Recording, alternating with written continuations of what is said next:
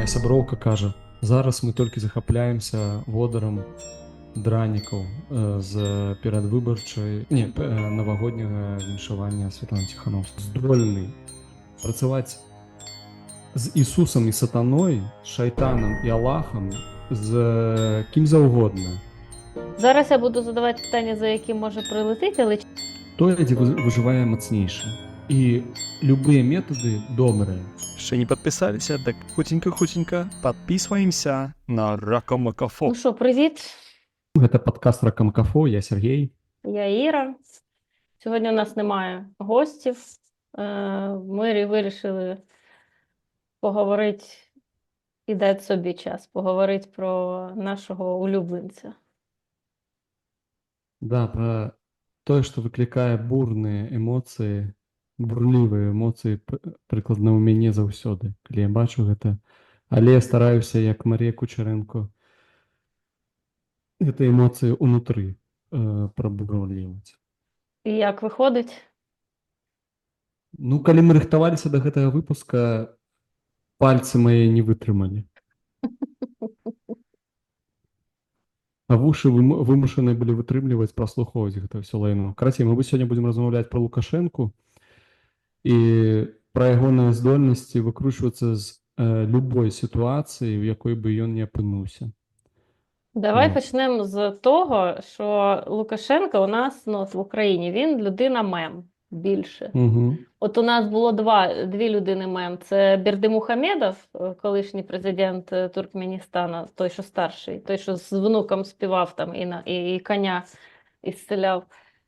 І Лукашенка. Але вчора послухала, я теж готувалась, послухала я оце інтерв'ю BBC, те, що він давав Стіву.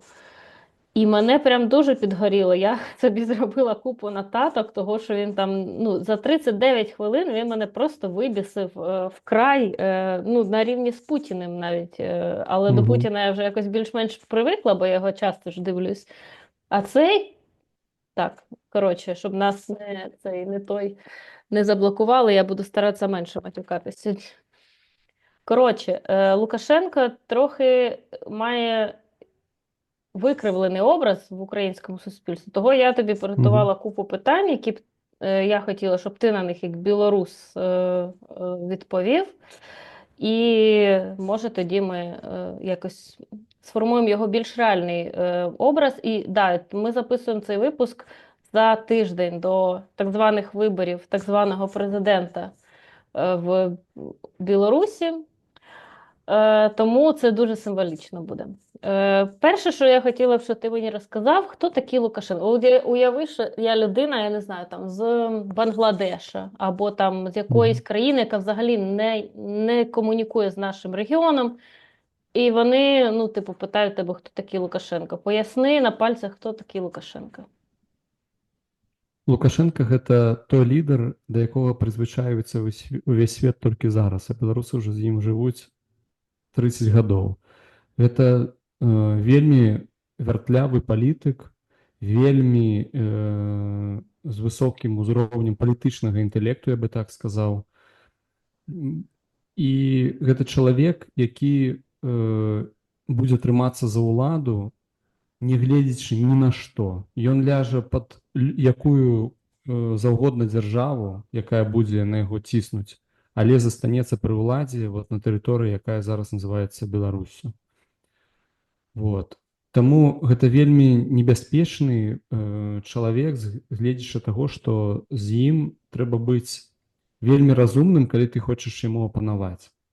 І заўсёды ты маеш трымаць у галаве тое, што ён ніколі табе не кажа праўду.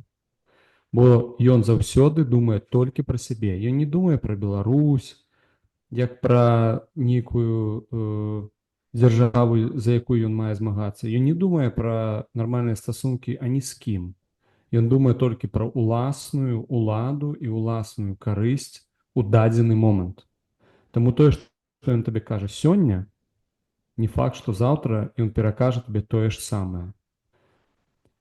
Гэта такі чалавек, які ўжо 30 гадоў ва ўладзе, менавіта таму, што ён здольны працаваць з Ісусам і сатаной, з шайтанам і Аллахам, з кім заўгодна.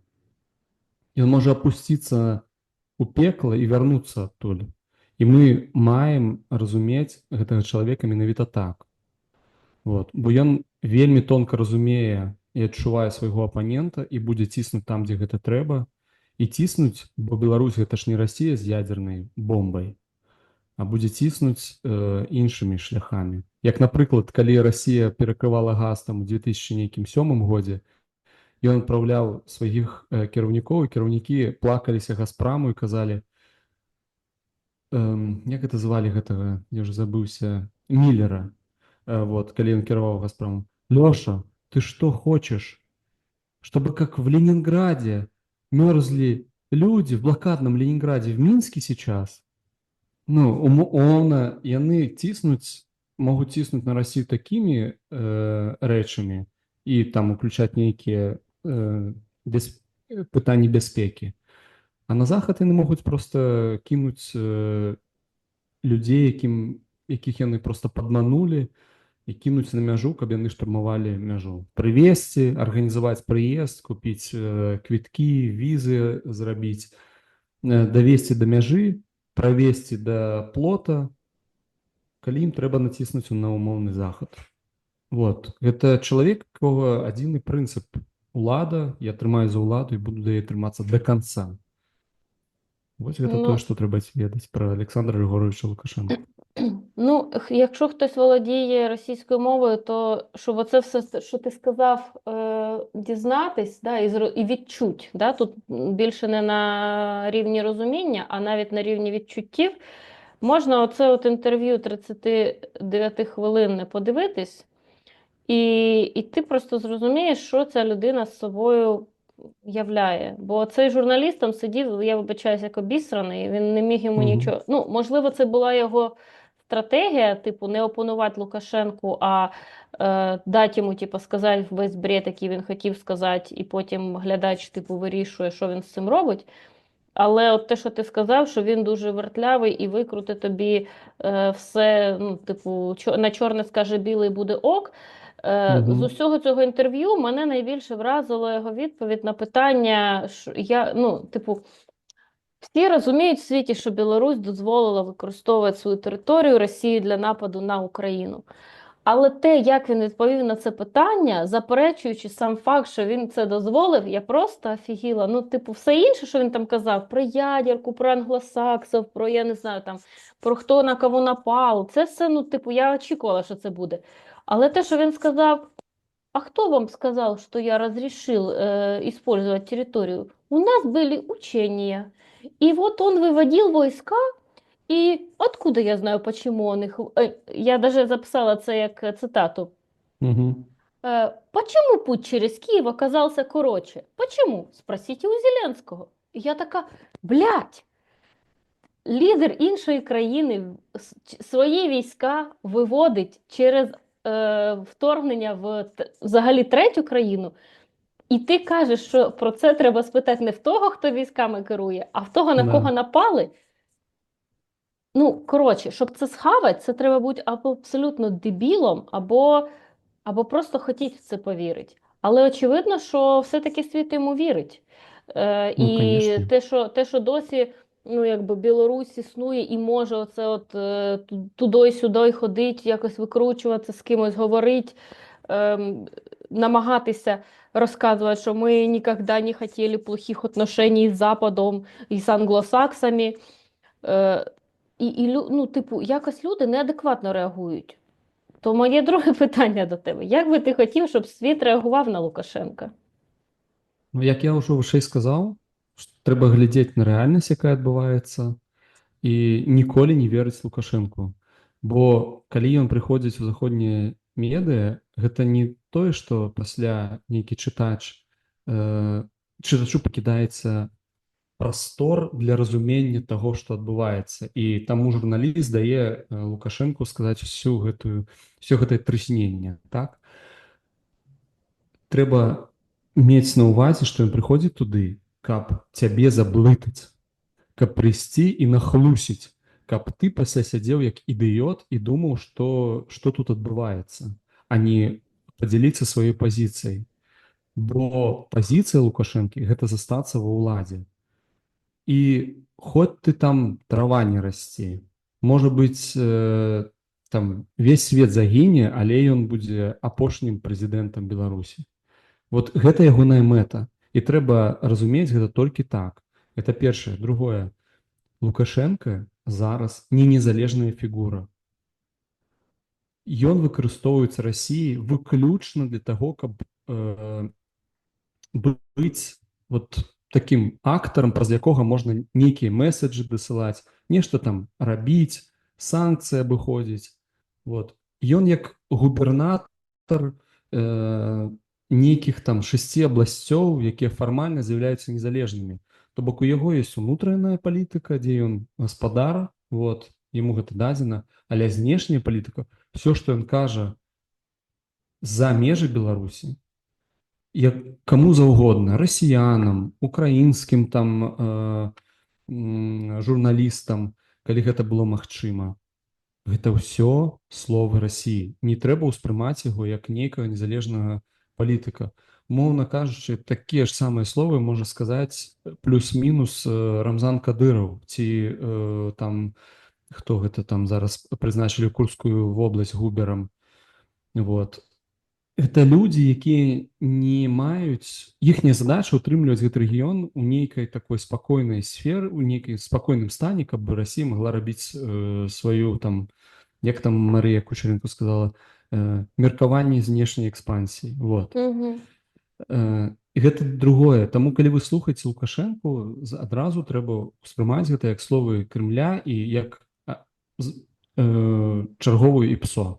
Гэта не слово незалежнага палітыка, які на мэце ставіць захаванне беларускай незалежнасці як каштоўнасць, захаванне беларускіх інстытуцый як каштоўнасць.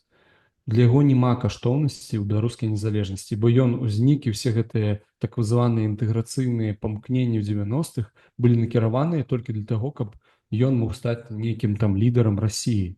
Ну, яго там не фартанула братану. Вот, бо ФСБ поставила Путина в 99-м годзе. Вот, ну не хапіла Лукашенко там пару гадоў, ну не хапіла, да, там. Вот. Таму для яго беларуская незалежнасць это не найвышэйшая каштоўнасць. Найвышэйшая каштоўнасць гэта захаванне ўлады і асабістай бяспекі. Нават там не дзяцей сваіх, а вот яго асабістай. Таму трэба ўспрымаць яго менавіта так. Калі мне казалі пра мемы, там вот ты узгадала гэта, я заўсёды думаў, і вот да 20-го года для шмат каго ён быў такім мемным чувачком, колхозным председателем, да, который кіруе цэлай краінай. Але гэта вельмі, ну, чалавек, які разумее ўладу не як нейкі там парламентарызм, а як жорсткую барацьбу, дзе выжывае толькі самы моцны. Таму калі я кажу, што гэта лідар, вот, які зараз прыходзіць да ўлады ва ўсім свеце, умоўна кажучы, там у Штатах прыйшлі такая каманда, там у Кітаі Сі Цзіньпінь ужо каторы год. Это людзі, якія ўспрымаюць барацьбу за ўладу як тое, дзе выжывае мацнейшы. І любыя метады добрыя. Вот. Таму ён не мімасны чувачок. І все гэтыя мімасы, ён кажа, тут толькі для таго, каб пра яго клікбейт дзесьці. Ягоная мэта не данесці сваю там пазіцыю, а застацца ў інфармацыйным полі. Таму ён часта кажа нейкую хрень, которая просто вельмі жудасная і смешная, ха-ха-ха, там зноў там коронавірус лічыць там гарэлкай. Але ўсе гэта памятаюць, што гэта сказаў Лукашенко, што гэта сказаў не нейкі там Вася, Петя з Гомеля, а сказаў Лукашенко, і все гэта з ім звязваюць. Ягоная ўлада, яна настолькі ж моцная, наколькі ён усплывае дзесьці ў медыяполе. Я таму вельмі не любіў беларускія медыа, якія гэтым карысталіся, бо яны пісалі Лукашенко у пэўны час у любым загалоўку, і гэта клікалась, і рэклама прадавалась. Вот. І ён менавіта таму і існаваў, таму што вы ему давалі сваё поле і свой прастор. Таму вось гэта інтэрв'ю BBC для мяне, яно праблематычнае толькі з адной прычыны. Заходні слухач, заходні там глядач, ён не будзе там лезці, глядзець на мапу, дзе бліжэй прайсці праз Кіев. ён не будзе. Ён просто за чистую монету гэта возьме і такі: "Та ёпцель-мопцель, калі прэзідэнт цэлай краіны кажа так, ну а што, гэта неправда?" Ну, умоўна кажучы, не ўсе так BBC-шныя гледачы адчуюць, але пэўная частка нават не паглядзець на мапу і запомніць толькі гэтае слово, і все. І Ну, до пасля речі, будуць да. там...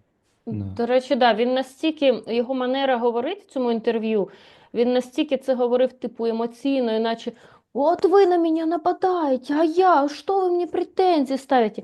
Ну, типу, знаєш, такий щире здивування і обурення, що я ж тут, все нормально, а ви нападаєте. І от через цю манеру подачі, і через те, що цей журналіст сидів так тихенько, іначе, знаєш, такий в позі вибачення, може здаватись, що дійсно ну, типа, людина, ну, я маю на увазі Лукашенка, щиро обурена і намагається емоційно так донести свою позицію і сказати, що я же прав, а ви отут, що люди, які дійсно не знають контексту, можуть на це все повести. Того я і запитувала тебе, що повинні б робити іноземні країни по відношенню до Лукашенка, бо він реально небезпечний. Я от теж описувала купу цитат, де він сам собі в двох реченнях підряд суперечить. Наприклад, він там каже, що ми захищаємо Росію, це наше отечество.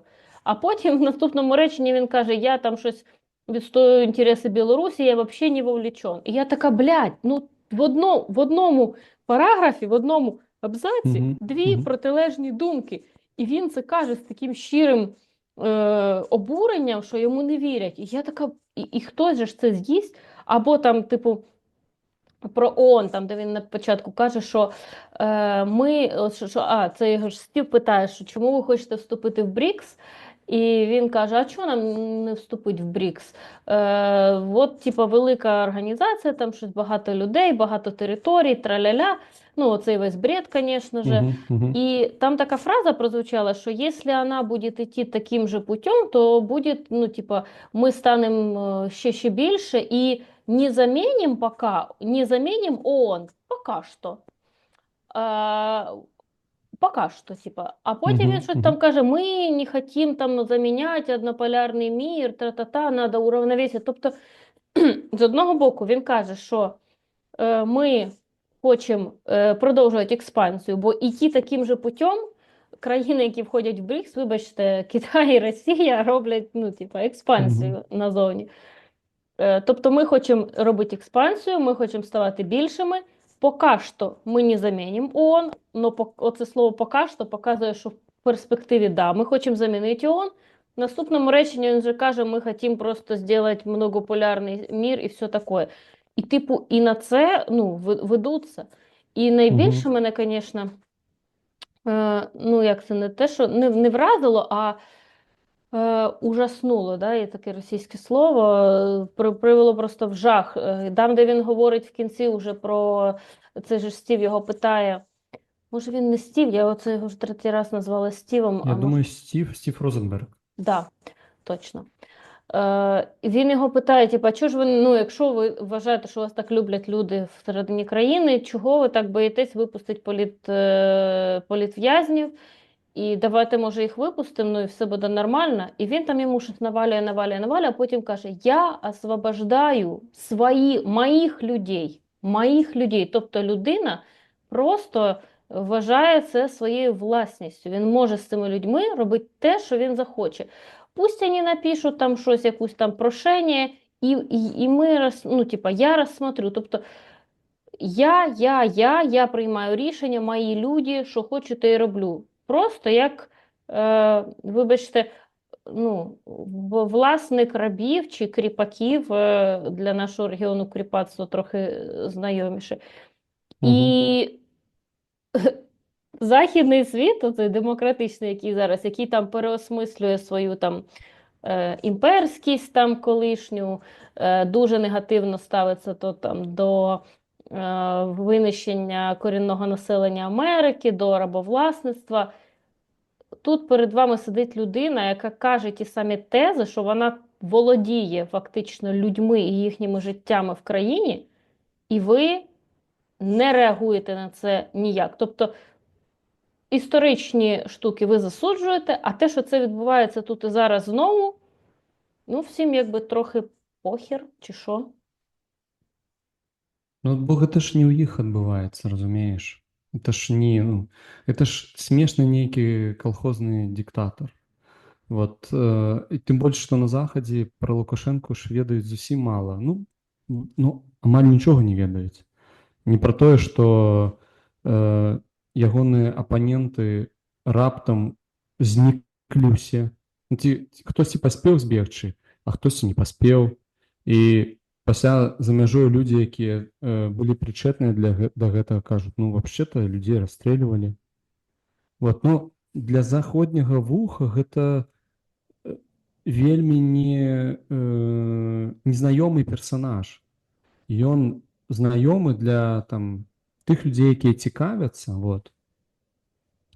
Гэта першае. А другое, да пэўнага моманту Лукашенко быў вельмі прыязным партнёрам, бо ён быў надзейны, все ведалі, што адбываецца ў краіне, што ён кантралюе сітуацыю.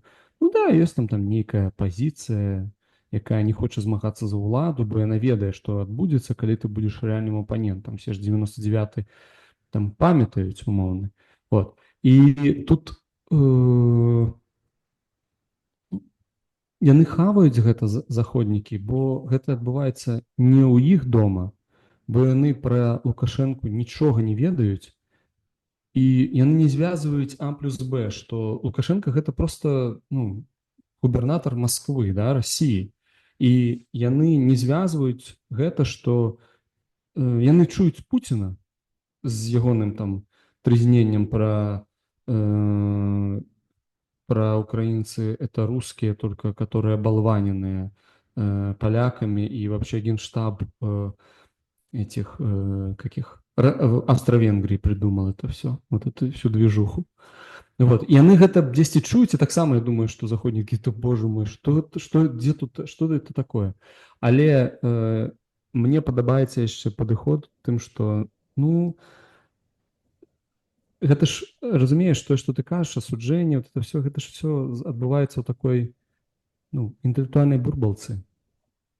Вот. Абсалютная большасць яны не думаю, што шмат рэфлексуюць наконт таго, што адбывалася ў умоўным Алжыры ці у Афрыцы, што рабіла Францыя ці Великабрытанія, ці Савецкі Саюз і Расійская імперія рабіла са сваімі падданымі.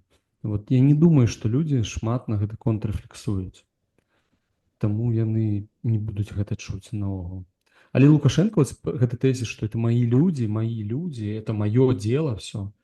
І ён пра гэта, я пераслухаў зараз Белту шмат ягоных, фармальна ж ён фармальны кандыдат, але не ўдзельнічае ў палітычнай кампаніі прэзідэнцкай зараз.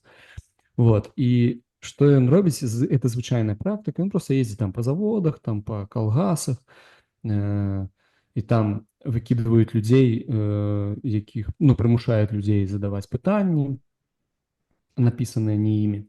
Вот. І ён адказвае гэты тэзіс, это ж типа мои люди, вы все мои. И я с вами что хочу, то и делаю.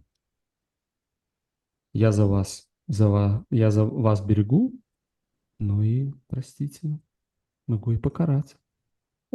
Вот. І гэты тэзіс, ён прасочваецца даўным-даўно, і ён такой чырвонай лініі ідзе праз ягоную всю там 30-гадовую практыку. Бо ён па шчырасці першыя выбары выйграў, там яны рэальна гулялі ягоныя каманды ў палітыку, вот, і яны выйгралі іх дастаткова чэсна, умоўна чэсна, яны без маніпуляцый выйгралі, бо яны не кантралявалі выбарчую камісію, вот, і яны выйгралі даволі такі ўпэўнена. Таму магчыма, у яго такое разуменне, што то мои людзі. Умоўна, тыя людзі, якія за яго галасавалі, уже большасць з іх не жыве, бо гэта было 30 гадоў таму. Вот. Таму ягоныя людзі зараз, пра якіх ён размаўляе, яны тады, магчыма, не нарадзіліся яшчэ. Просто чого так? Мені не здається, що Лукашенко дуже, і його команда там володіла великими ресурсами, щоб робити. Ну, от у Росії чого російська пропаганда така ефективна? Бо в них дохіра бабла, і вони це Мгм. роблять дуже давно, і в них багато людей, і методи, ну, і КГБшні, і ФСБшні, все це працює. У Білорусі настільки багато бабла, настільки багато людей. І мені здається, не так багато через це спеціалістів було висококласних, бо Мгм. в Росії все-таки більше ну, топових спеціалістів з ними працювали. Але очевидно, що Білорусь хакнула оцю от, інформаційну адженду світу, що, по-перше, про Лукашенка мало знають, а те, що знають, весь цей наратив ним контролюється. Мгм. Чого так? Хто винен і що робить, як казав імперський письменник? Ем, Ну, ён жа карыстаецца тым, што заўсёды ходзіць дзесьці у гэтых закулісі ў гэтым. Таму ён лёгка можа кантраляваць усё, што з ім пра яго кажуць. Бо ён не хоча быць вось такой ключавой фігурай, на якога кідаюць усё гэта, усе гэтыя правіны. Ну, умоўнай Расіі Пуціну окей, яны наадварот захапляюцца ад таго, што пра іх усе зараз кажуць, і пра іх все іх абвінавачваюць і ў тым, што ёсць, і ў тым, што няма, і гэта ім паддае вот такой унутранай сілы, і яны гэтым карыстаюцца. А Лукашенко карыстаецца тым, што ён вось такі нішавы прадукт. 30 гадоў дыктатар, і ён можа кантраляваць наратывы, з якімі працаваць, бо ну, ресурсаў няма, але на такого ўзроўню, як, напрыклад, умоўная Расія кантралюе інфармацыйны прастор вакол сябе. Але ёсць ресурсы, каб трымаць вось гэтую градус вядомасці і абазнанасці суб'екту і кантраляваць гэтую абазнанасць. То бок, ну, дзе ён вядомы? Ён вядомы толькі ў звязку з Расіяй. Там, дзе ён павернецца ўправа-ўлева, то яны адразу накіроўваюць усе там дзяржаўныя рэсурсы, як бы усе дзяржаўныя рэсурсы. Гэта не ў Расіі, у Расіі дзяржаўныя рэсурсы ўсе там неяк раскіданы там на прапаганду, на войска, а яны, калі трэба, кідаюць усе дзяржаўныя рэсурсы на нейкі важлівы напрамак. І з-за гэтага могуць неяк кантраляваць гэтую інфармацыйную прастору.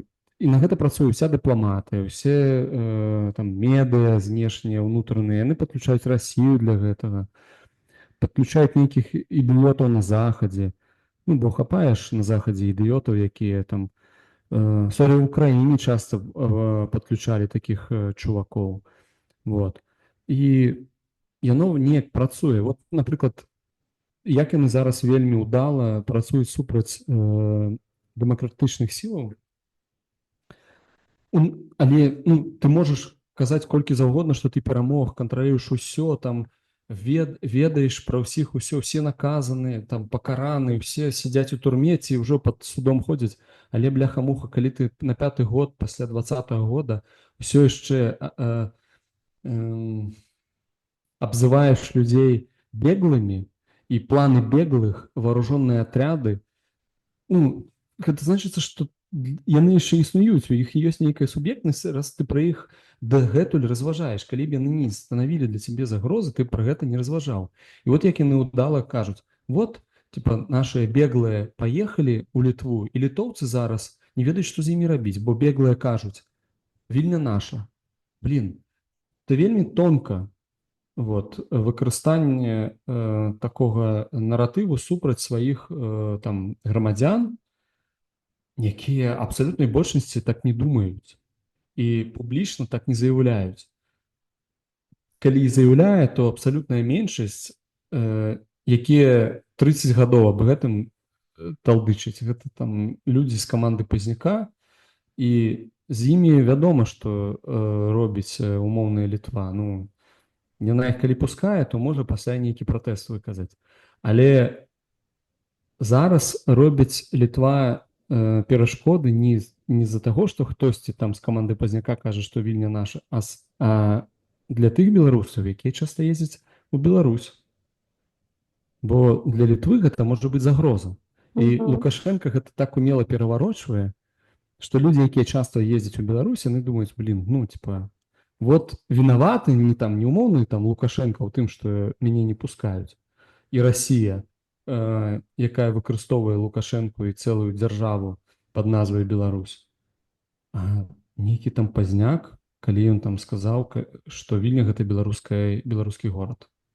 Вот. Чаму Лукашенко пра Смаленск ніхера не кажа? Ну гэта дзіўна, але б мог бы сказаць, што БСР ўсё ж такі заснаваная ў Смаленску.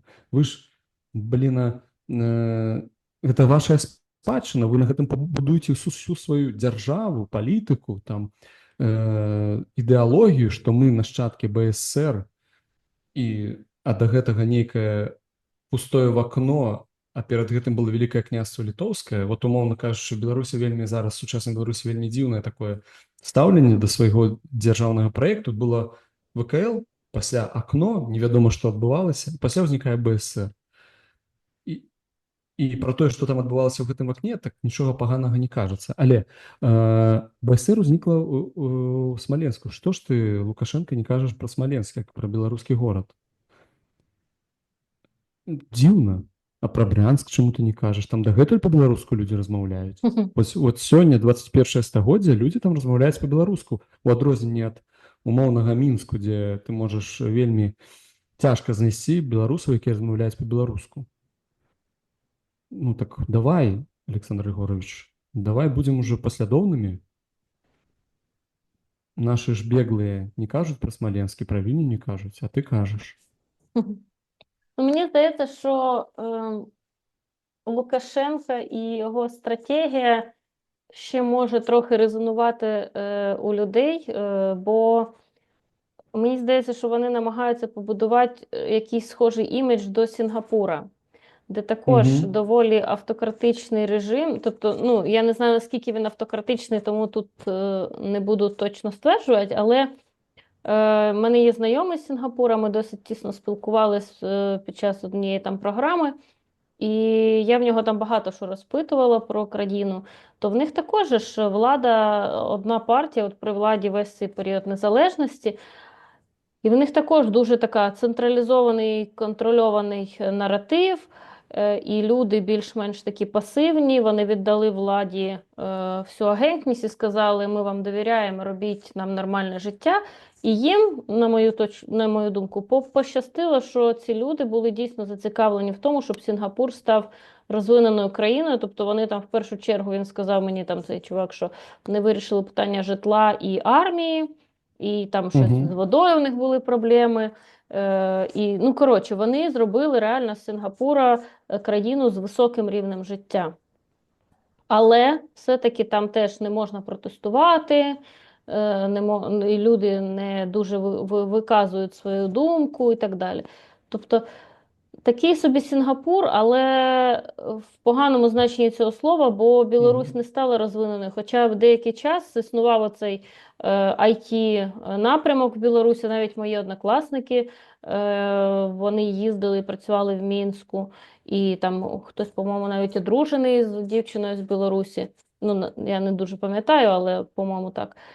Але все одно потім щось пішло не так, не стала Білорусь Сінгапуром. Тому... Але мені здається, що якісь такі от намагання дуже схожі. Ну, яны ж хацелі гэта пабудаваць. І, дарэчы, адзін з кандыдатаў у 2020 годзе таксама вакол гэтага будаваў сваю праграму.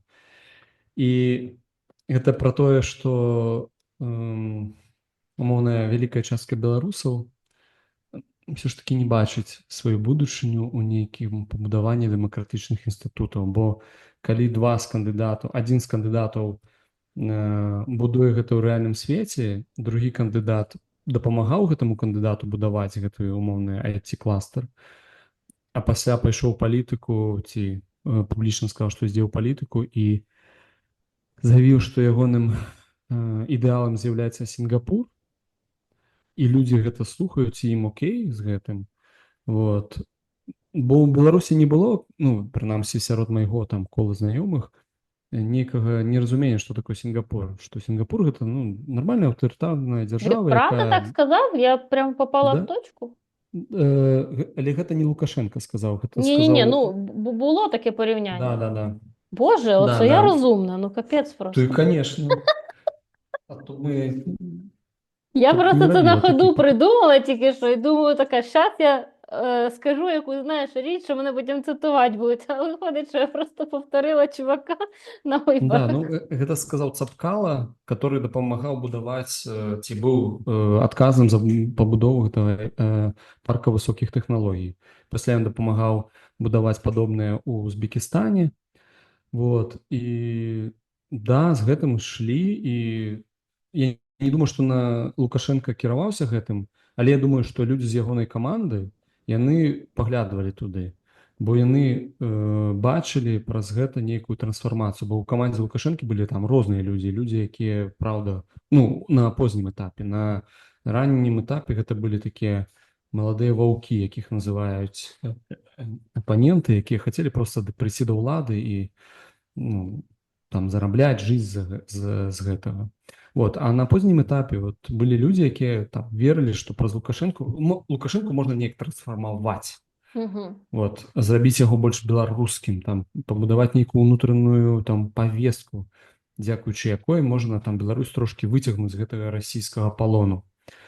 Вот, але зараз іх ужо няма, там хтосьці памёр, хтосьці з'ехаў, хтосьці сышоў. Вот. І яны кіраваліся, шмат хто з гэтых людзей кіраваліся шчыра прыкладам Сінгапура, што да, у пэўны момант трэба вось гэта такая, магчыма, ну, не жалезная рука, але нейкі, ну, мовна, нейкі такі моцны інстытут, які пабудуе нешта ў краіне, што будзе працаваць.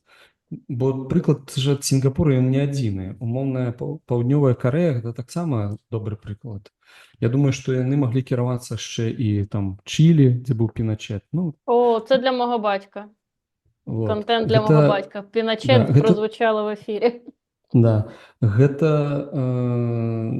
прыкладаў таго, як гэта працавала, калі умоўны аўтарытарны лідар знішваў апанентаў там палітычна ці фізічна, а пасля адыходзіў ад улады праз некаторы час. Магчыма, ён быў натхненнем для людзей з каманды Лукашэнкі, але Лукашенко разумнейшы за іх аказаўся. Ставьте подобайки, комментуйте, подзяліцеся подкастом сябрамі. Мы упэўнены, што камусьці баліць так, як і нам. Зараз я буду задавати питання, за яким може прилетіти, але чи не здається тобі, що білоруси деякий час всім було ок з тим, що відбувалося, і вони не транслювали так сильно це, що, блін, це хірово, Лукашенко поганий, в нас в країні там все плохо. Типу, що, можливо, хтось не помічав, а можливо, для когось це було і ок. Я поясню, чого я задаю це питання. От я вже розказувала цю історію 100-500 разів, але повторю, що я ходила на манікюр до жіночки, ну, така, типу, мого віку, сім'я, всі діла, і вони їздили там кудись відпочивати. І якраз це був 20-й рік, і вона мені розказувала, це, типу, в Білорусі ці протести, що ці люди хочуть, непонятно, хороша ж країна, нормально живуть, дороги, все таке. Я кажу, ну, типу, алло, ненормально там живуть. Я от була на відпочинку, і там була сім'я з Білорусі. Вона просто продавщиця в ЦУМі, а він просто охоронець там в тюрмі чи десь, коротше, ну, в пенітенціарній системі. І вони от можуть собі дозволити двічі на рік їздити відпочивати, а ми от не можемо, у нас бізнес свій в Україні, ну, типу, маленький, але бізнес, а ми не можемо, а вони можуть. І, ну, оце був імідж Білорусі, що, типа, країна з дешевим бензином, хорошими дорогами. І, ну, і навіть зараз, типу, коли от даже ці приколи з Литвою, да, що литовці перегинають трохи палку, але хз, чи вони там дійсно перегинають, бо я не була в Литві. То частково це через те, що білорусів, ну, дуже тяжко іноді відрізнити від росіян. Ну, не тільки через мову, а через пасивність. Навіть ті, хто виїхав, не завжди виказуються, як ти говориш. Коротше, щось таке намалола, але скажи мені твою думку щодо своїх співвітчизників. Я зараз скажу так само неприємну для мене думку. бо я быў заўсёды як этот, меншасць і зараз з'яўляюся меншасцю. Ва ўсіх сэнсах. Нарешті хоч десь білий, цисгендерний, як там, гетеросексуальний чоловік в меншості. Да. Бо быў так званы сацыяльны кантракт паміж умоўнай дзяржавай / Лукашэнкам і ягонай камандай, вот, і беларускім грамадствам. Мы вам даём, ну, умоўна Лукашенко кажа, і гэта ён зараз паўтарае кожны раз, вот ездзіць на гэтыя заводы і кажа, мы што мы вам даём? Мы же вам даём чыстую воду. Ну, не ў ўсіх ёсць чыстая вада ў свеце, а ў вас у Мінску зараз 90 артезіянскіх свідравін мы вам нарабілі. У вас зараз добрая вада, і гэта наша задача. То бок ён хоча вярнуць гэтую дамову грамадзянскую паміж грамадствам і ім умоўным, што мы вам даём магчымасць нармальна жыць, то бок у вас ёсць нармальныя дарогі, дастаткова якасная медыцына,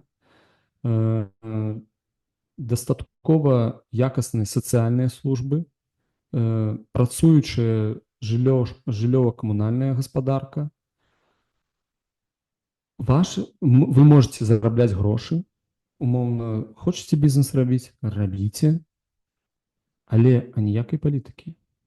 Ну, типа, палітыка – гэта наша справа. І для абсалютнай бальшыні беларусаў, менавіта гэта, я думаю, што для абсалютнай бальшыні там украінцаў гэта было, ну, нармальныя, прымальныя як бы стасункі. Мовна, мы зарабляем, ну, мы займаемся палітыкай, вы зарабляеце і жывяце. Хочаце вандраваць, вандруеце. Хочаце там нараджаць дзяцей, нараджайце. Мы вам будзем плаціць за першага дзіцёнка столькі-то, за другого дзіцёнка столькі-то. Вот. То, што у вас у маленькім горадзе няма працы, ну, выбачайце, вот. Але вы можете нараджаць дзяцей і жыць больш-менш прыстойна. То, чым карысталіся людзі ў маленькіх гарадах, бо там заробкі афіцыйныя былі меншыя, чым вось гэтыя сацыяльныя выплаты пасля нараджэння дзіцяці. Таму людзі нараджалі там дзяцей. Вот. Я не ведаю, як зараз гэта адбываецца, але вот за мой час, там 2022 год, гэта было так. Вот. І гэта ўсіх уладковала да пэўнага моманту. Вот. Да пэўнага моманту, калі за кошт таго, што людзі былі не ну, у людзей не было загрозы знешняй. Яна з'явілася ў 20-м. Я не лічу, што ковід быў такой як бы ключавой рэччу, але проста ковід і стаўленне беларускай дзяржавы да ці каманды Лукашенка да сваіх людзей, як ён кажа, яно стало тым, што немагчыма было там, на што немагчыма было заплюшчыць вочы. Бо да гэтага, ну, саджалі людзей, ну, саджалі, ну, типа, што ты хацеў? Это ж, ну, пайшоў супраць улады, было такое стаўленне. Калі мне там, я прыязджаў дадому і казаў, ну, типа, сваім бацькам, гэта немагчыма, ну, гэта лайно, вы не можете выбіраць, вы не можете жыць нармальна, вы жывяце так, як вам кажуць іншыя, а не так, як вы хочаце. Ты, тата, не можаш зарабляць на зямлі, бо ты баіся, што тебе адбяруць усё нахер. І ў цябе няма магчымасці свабодна жыць. Гэта свабода. Ты, калі ідзеш і зарабляеш на зямлі, гэта твоя свабода. І ты хочаш гэта жыць, але ты так не жывеш, бо ты баіся, што цябе абрабуюць. Ну і там мне тата казаў, типа, калі ты пойдзеш на пратэсты, то мы з табой сустрэнемся па іншых бакі. Я кажу, ну окей, сустрэнемся, але я табе кажу адразу, што вось гэта неправільна, тое, за што ты там кажаш мне не казаць. Але сэнс у тым, што яны мне казалі, бо яны, ну, хацелі мне неяк абараніць, я так разумею, каб там мне не прыляцела, бо я вучыўся там у універсітэце, каб мяне не пагналі, каб я не пашоў у армію, і ўсё маё жыццё там было перакрэсленае. Таму вось гэтая дамова, яна існавала да пэўнага моманту. У 20-м годзе нейкія пункты гэтай дамовы перасталі проста працаваць. У пэўны момант у Беларусі пачала ляцець інфраструктура. Я памятаю, як палова Мінска сядзела, ці не палова, некалькі раёнаў Мінска сядзела просто без чыстай вады. Не было вады, просто не было вады. І гэта не з-за таго, што нехта запускае шахеды, іскандеры і там як гэта оніксы і што яшчэ там і десяткі тысяч чувакоў са зброяй лезуць у твою краіну. Ебаный орешник. Да, вот, і там ще орешник. А гэта таму, што просто ты занадта ўкладваешся ў сваю ўладу, а не ў аднаўленне інфраструктуры. І ковід, і вось гэтыя аварыі камунальныя, яны шмат каму расплюшчылі вочы. Бо яны пабачылі, што бляха-муха, мы не кантралюем сітуацыю. Я жыву ў сваім раёне, я не кантралюю ніфіга. Я не магу абраць там дэпутатаў, бо іх прызначаюць. І гэтыя дэпутаты не мне адказныя, яны адказныя нейкаму там Пеце, Васе, дядзі. Вот. Таму не тое, што людзям было похер, але людзі бачылі, што вот ёсць такая дамоўленасць, окей, нас гэта ўладковае. Ну, калі мы не можам уплываць на палітыку, але гэтая палітыка дае нам магчымасць, але ну, гэта дзяржава дае нам магчымасць зарабляць, жыць там, я не ведаю, дае нам дастаткова бяспечную і дастаткова даступную медыцыну. Менты нас просто так не б'юць, на дарозе хабары не бяруць. Вот. Калі мне трэба будаваць дом, я яго будую, окей, там, калі там ёсць нейкія препоны, то мне неяк там падказваюць, як вырашыць гэтыя перашкоды. Вот так гэта функцыянавала прыкладна до 2020 года. І менавіта тое зараз Лукашенко са сваімі візітамі, там, прамовамі імкнецца данесці да людзей. Вы ж маі, і я для вас, я. Вот Лукашенко адзін, там, ходзіць і свідруе гэтыя 90 свідравін у Мінску. Вот. Ну, тобто виходить, що просто, да, побутові проблеми, побутова криза знову підважила політику. Тобто, поки у людини на побутовому рівні не з'являються проблеми, вони будуть сидіти тихенько і, ну, і їм буде ок. І мені здається, що те саме відбувається і на Росії, але там все ще гірше, бо там навіть побутові проблеми, вони настільки до них звикші, що це не робить їм погоди. Давай про українців. Ну, там інше, там інше, там побутові проблеми штурхають людей не до ніяких змін, а вони такі, о, пойду в армію. Да, Там же дають гроші. Да, теж. Давай про українців. Українці, на мою думку, і я в тому числі, недостатньо відповіли на 22-й рік. З одного боку, я вважаю, що недостатньо, бо мало хто взагалі розумів, що відбувається, і мало було уваги. Як держава, так само це було мало показано і мало пояснено інформаційно. Але з іншого боку, я дивлюся і думаю, у нас на той момент було вже скільки, 6 років війни. І, ну, можна знайти виправдання і сказати, що весь наш фокус уваги був на війні з Росією, але його не було. Тому, що ти скажеш про українців? Як би тобі хотілося, щоб українці зараз реагували на Лукашенка, зважаючи на от, ситуацію станом на 25-й рік? Мне б хацелася, каб яго ўспрымалі як залежную фігуру і не бралі за праўду тое, што ён кажа. Мне вельмі хочацца, каб украінцы, умоўна, украінская там дзяржава, украінская грамадзянская супольнасць пачула тое, што робіць зараз Рэспубліка Беларусь у асобе Александра Григоровича Лукашэнкі і ягонай каманды, гэта не ён не адзін робіць, а гэта ну, типа цэлыя дзяржаўныя інстытуцыі робяць. Это ж не ён прапускаў асабіста вайсковыя калоны, якія ехалі на поўдзень. Гэта прапускалі беларускія грамадзяне. Гэта ж не ён там зараз падтрымлівае ці працуе на абаронных заводах, якія выконваюць заказ Расіі. Гэта працуе беларуская дзяржава. Але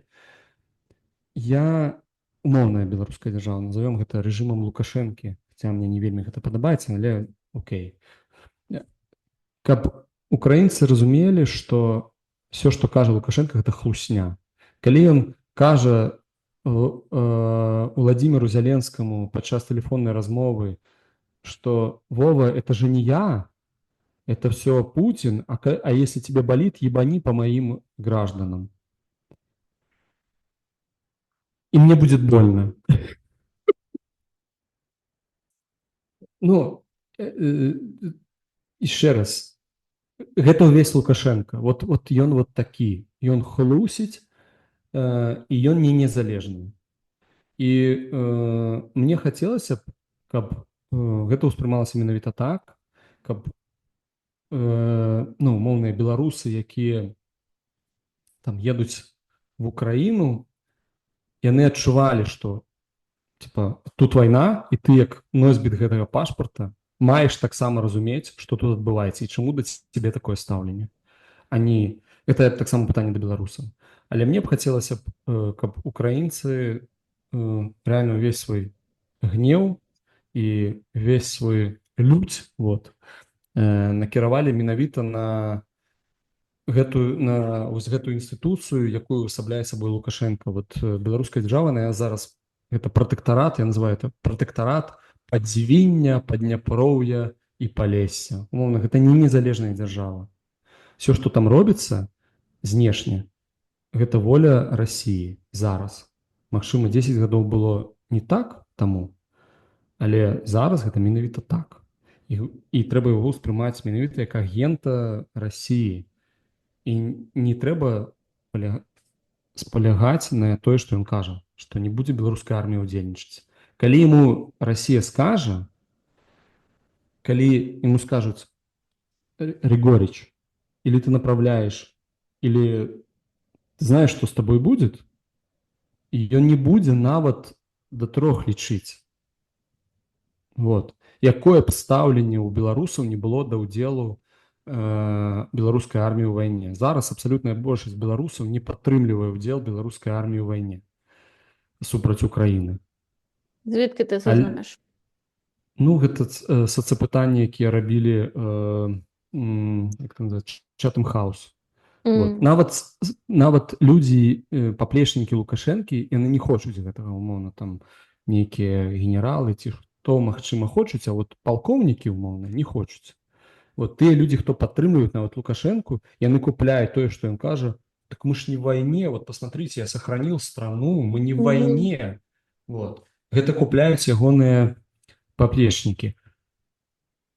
Але калі ему, бо ён яшчэ раз трымаецца за ўладу, калі ему скажуць надо, ён скажа, бо ён камсамольскі лідар, ён гэта шмат разоў кажа, ён скажа єсть. А чого тоді, дивись, от зараз корейці північні воюють, це дуже далеко від нас. І це зовсім люди з іншої мовної, з іншої мовної групи. Коротше, Росії важче було б залучити корейців північних. А чого білоруси не воюють? Чому, якщо ти кажеш, що Путін скаже «надо», Олександр Григорович скаже «єсть» і погони білорусів в Україну, чому, як ти думаєш, зараз не воює білоруська армія в Україні? Або, хоча б на Курщині? Па-першае, бо беларускіх вайскоўцаў не так шмат. Па-другое, беларускую армію ў свой час яна не была створана для таго, каб ваяваць. І людзі туды ішлі не для таго, каб ваяваць. Магчыма, у расійскую армію ішлі людзі, каб ваяваць, я не ведаю. Але людзі ішлі шмат хто проста таму, што хутка можна было дачакацца пенсіі. То бок гэта людзі не з такім высокім баявым духам, якія больш-менш разумеюць, што адбываецца, якія бачылі, што будзе з табой. Бо яны бачылі, што было з расіянамі ў Кіеўскай вобласці. І вельмі добра разумеюць, што з табой будзе. То бок яны б сабе гранаты, як паўночна-карэйскія жаўнеры, пад галаву не падкладвалі б. Яны б, калі быў бой і была нейкая сітуацыя, дзе яны б не змаглі кантраляваць сітуацыю, яны б здаваліся ў палон. І здаваліся ў палон не адзін. Таму, бачачы гэта, умоўная Расія не жадае Бо ты, калі забярэш беларускую армію з Беларусі, Лукашенко, ну, можна ісці і уже не біць ракетамі па НПЗ, а браць НПЗ. Ну, тобто, Таму що можна втратити територію, да? да. І гэта першае, тому што ну, не мае беларуская армія такого досведу, як расійская армія, як паўночна-карэйская армія.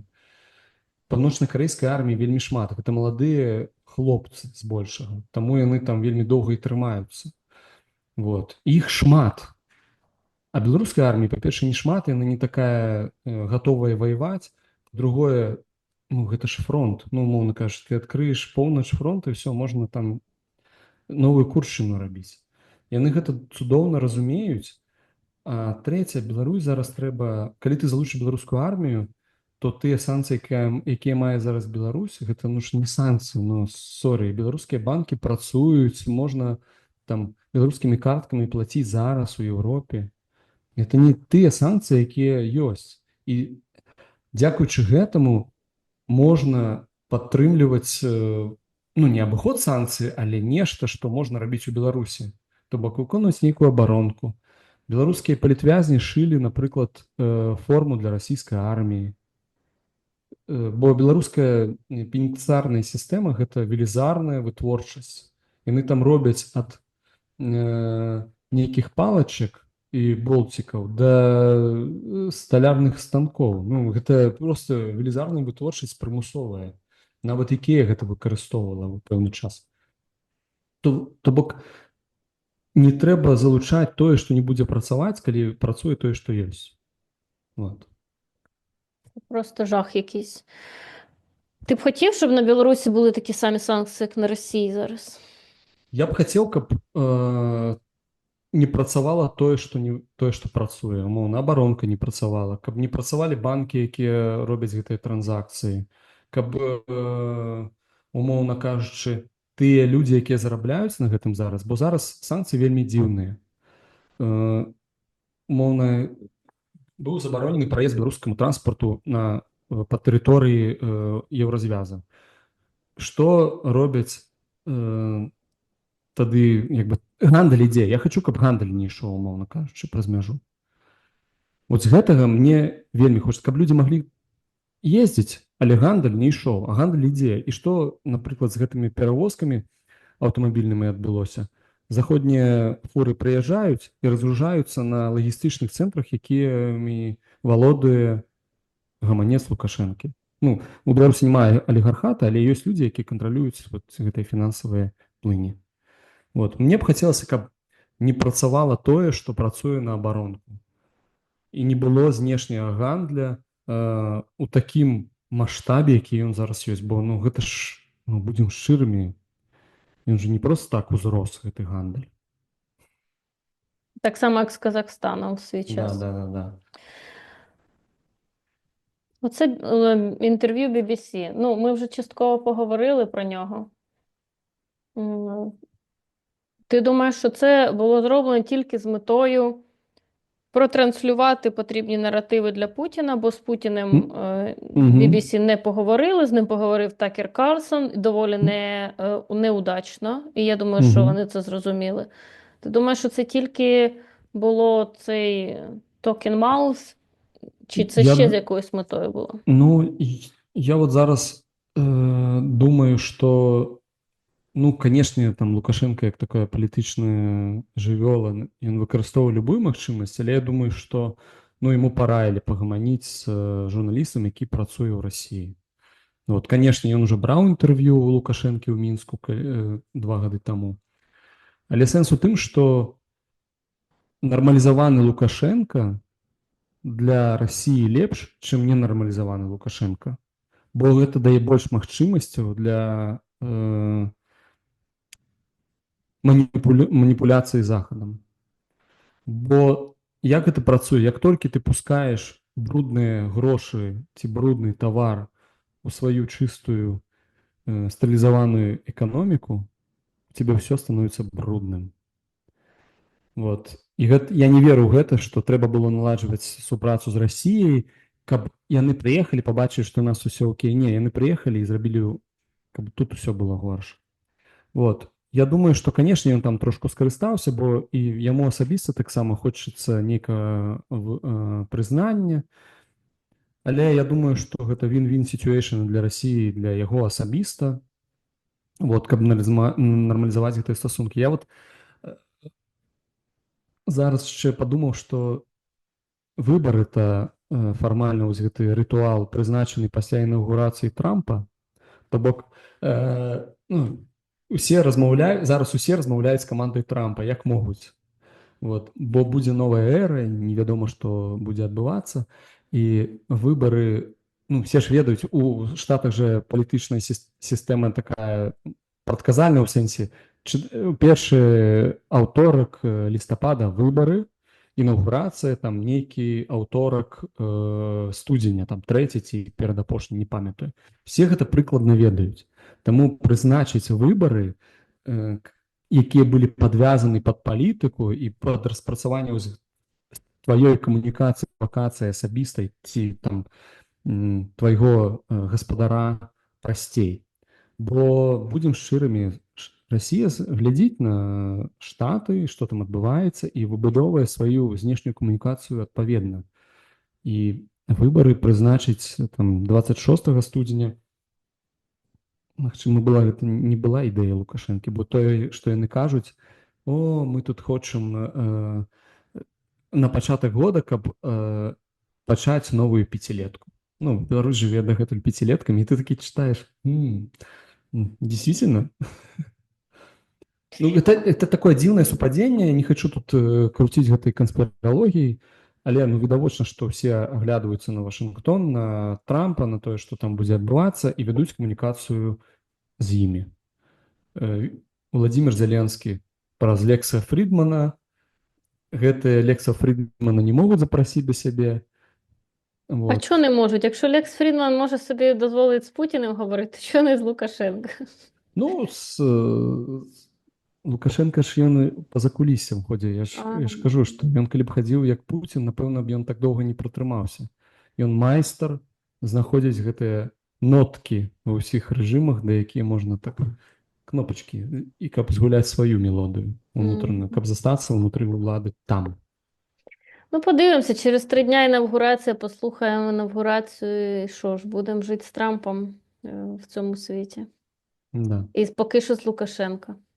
Я думаю, що да, 5 років мінімально. Ні, так зрозуміло, ніхто і не, я говорю з колегами, які там працюють по Білорусі і по якимось білоруським проєктам, ніхто не сприймає ці вибори як вибори, всі розуміють, що результат вже всім відомий, це як і на Росії було.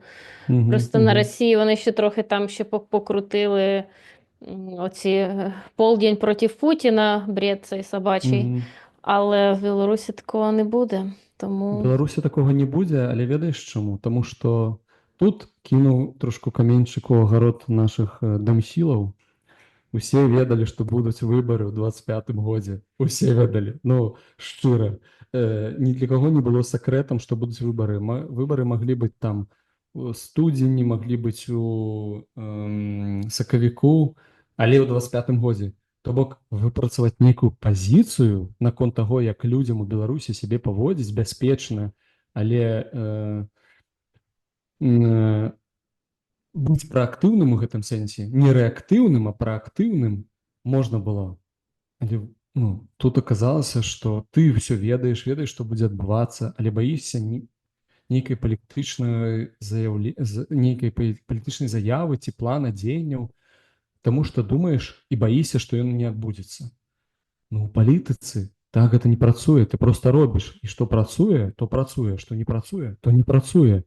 І ніхто табе пасля, тебе можа пралецець, але тое, што зараз адбываецца, гэта шчыра вельмі крыўдна. І для мяне гэта вельмі паганыя тэндэнцыі, што каманда офіса Святланы Ціханаўскай да выбараў, да аб'яўлення гэтай даты не заявіла, нічога не было, ніякай праграмы дзеянняў, яны не талдычылі кожны дзень ці там раз на тыдзень, што ў наступным годзе будуць выбары, мы робім тое.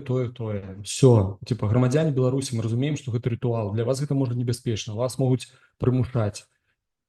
ідзіце типа малюйце што заўгодна на гэтых бюлетэнях, я не ведаю што-небудзь, але заявіць гэта і быць праактыўным зараз жа,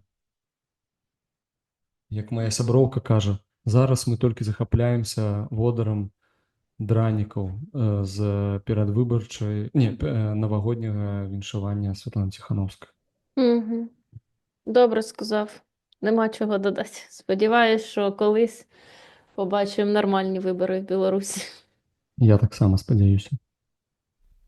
Падтрымайце, калі ласка, нас на Buy Me Coffee. Гэта дапаможа нам палепшыць якасць і выйсці на новыя фарматы і вышыню кантэнта стварэння.